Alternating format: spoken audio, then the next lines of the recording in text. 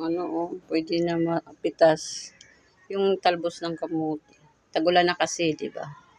Ayan oh, nakaano lang yan dito sa mga nakatanim lang yan siya. Tagulan na kasi. Ayan yung sili, oh, may mga bulaklak na. Ayan. Yung mga abono ko dyan, yung mga ano, dito ko nilalagay yung mga balat ng gulay, balat ng prutas, pinakaabono. Ayan, ang aking mga, oh, tagulan na, nakakaano na sila. Nadidiligan na. Sana all nadidiligan ako, kaya ako na lang hindi nadidiligan. Ay, ang ganda. May ano pala siya, bunga ba to, bulaklak.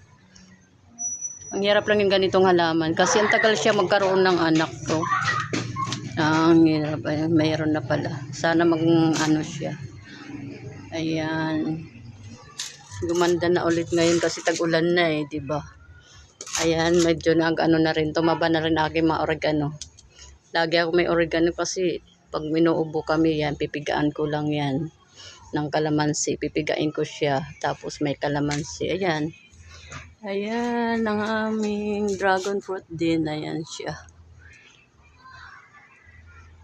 Ulanan na. Kaya ayan, medyo maganda na mga tubo nila. Diba? Nadidiligan. Ako na lang ang hindi pa nadidiligan.